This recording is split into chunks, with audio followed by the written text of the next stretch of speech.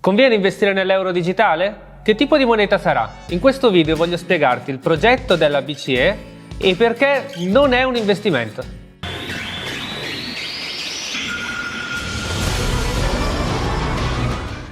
L'euro digitale non sarà un investimento semplicemente perché avrà lo stesso valore dell'euro.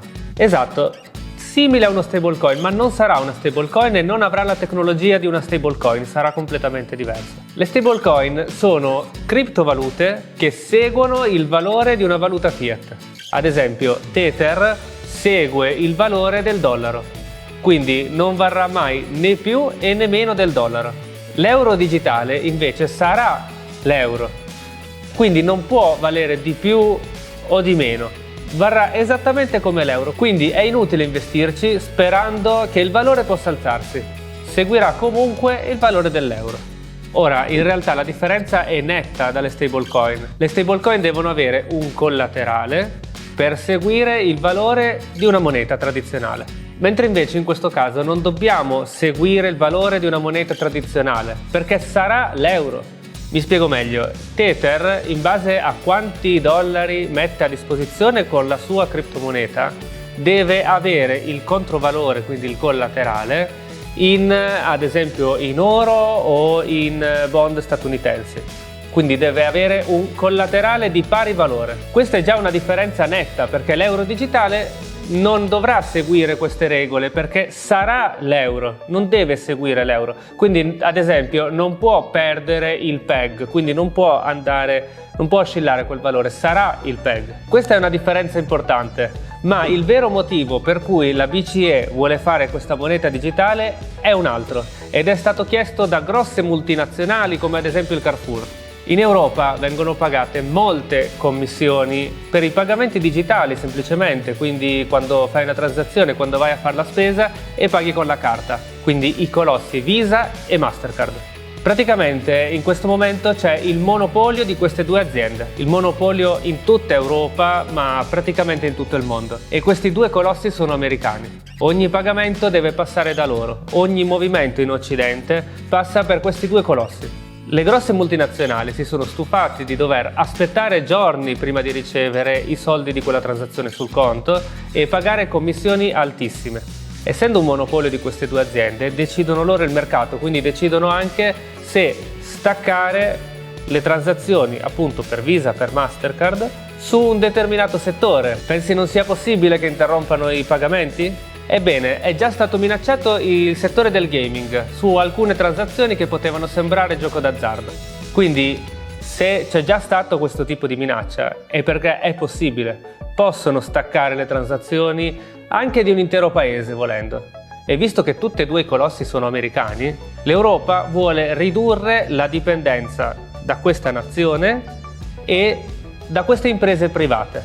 Ma quindi perché semplicemente l'Unione Europea non crea un altro circuito simile a Visa e Mastercard? In realtà ci hanno già provato, ma adesso la barriera d'ingresso è troppo alta. È impossibile per una startup creare transazioni così economiche già dall'inizio. Loro hanno ormai già tutto molto efficiente. È difficile che una startup partita da zero, che non ha tutti quei miliardi a disposizione, raggiunga lo stesso livello di efficienza. Allora cosa ha deciso di fare l'Unione Europea? Creare questa moneta digitale che scavalca quel tipo di transazioni. Quindi non avrà bisogno di un'azienda privata come Visa e come Mastercard, ma la transazione avverrà direttamente tra l'esercente e il privato. Quindi si potrà tenere un portafoglio digitale fino a una certa somma, ancora non è stata dichiarata quanto sarà questa somma, potrebbe essere di 3.000 euro, ancora non lo sappiamo. E si potrà fare direttamente la transazione, quindi senza pagare queste grosse commissioni che si pagano oggi. Per avere di più o per fare transazioni più elevate bisognerà comunque avere l'appoggio di una banca. Quindi scavalchi comunque quel circuito, ma devi avere l'appoggio di una banca. Mentre invece fino a una certa cifra sarà molto più semplice, perché sarà un po' come quando adesso crei un conto su PayPal. Sarà la stessa cosa, quindi senza tutte quelle carte da firmare per avere una banca. Mentre per transazioni più elevate o per un conto più elevato, tutta la parte eccedente, devi essere accompagnato da una banca, come adesso, solo che adesso anche solo per un deposito di 10 euro devi avere una banca. Quindi avrà molte caratteristiche di una criptovaluta, anche se comunque non sarà una criptovaluta. Quali sono le differenze da una criptovaluta? Ad esempio, non sarà anonima, non sarà completamente anonima, anche se comunque avremo più privacy rispetto alle transazioni attuali. Le transazioni attuali vengono gestite da questi colossi americani, che quindi decidono cosa farne dei nostri dati, quindi della nostra privacy.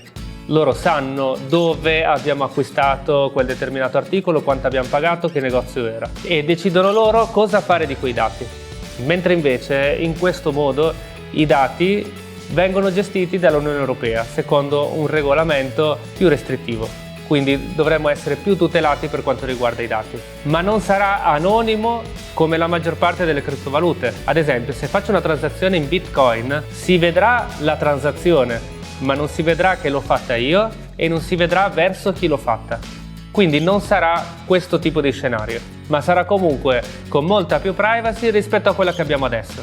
Un'altra differenza è, ad esempio, la decentralizzazione. Molte criptovalute sono decentralizzate. Invece in questo caso la moneta, l'euro digitale, sarà centralizzato.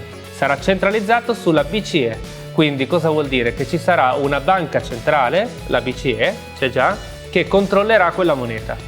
Mentre invece Bitcoin, essendo decentralizzato, non ha nessuno sopra che decide cosa fare, se stamparne di più, se stamparne di meno, cosa fare di quella moneta, insomma. La differenza invece di cui parlavo prima, che non può perdere il PEG, perché è il PEG, è importantissima, perché c'è stata in passato, nel 2022, mi ricordo molto bene, una criptovaluta che era capitalizzata di molti miliardi, più di 100 miliardi. Eppure questa criptovaluta, alcuni se la ricordano, Terra Luna, aveva una stablecoin. Questa stablecoin ha perso il PEG, quindi ha perso il valore del dollaro. C'era stato un grosso crollo nelle criptovalute, non aveva abbastanza collaterale per reggere quel crollo e il valore di questa moneta, che dovrebbe seguire il dollaro, era sceso intorno ai 95 centesimi.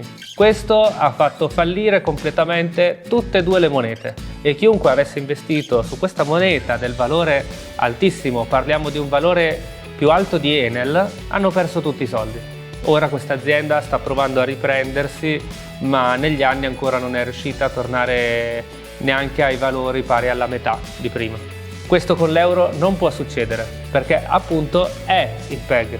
Un'altra differenza è che la moneta sarà pubblica, mentre invece tutte le stablecoin esistenti che seguono il valore di una moneta tradizionale, di solito il dollaro, sono aziende private e seguono le loro blockchain oppure blockchain già esistenti, mentre invece in questo caso l'euro digitale crea proprio tutto il suo ecosistema da zero, quindi non si appoggerà a un altro ecosistema, un'altra moneta, quindi non deriverà da Ethereum come la maggior parte delle criptovalute.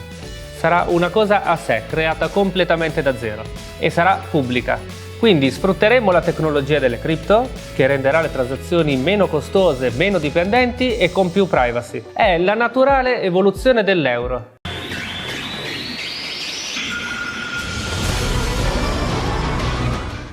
Ma verrà abolito il contante? Al momento non ci sono indicazioni al riguardo. Sappiamo però che le transazioni in contanti equivalgono soltanto all'1% degli euro effettivamente emessi. Quindi la maggior parte delle transazioni avvengono o tramite pagamenti digitali, tramite bonifici, eccetera. Quindi sono soltanto un codice in banca.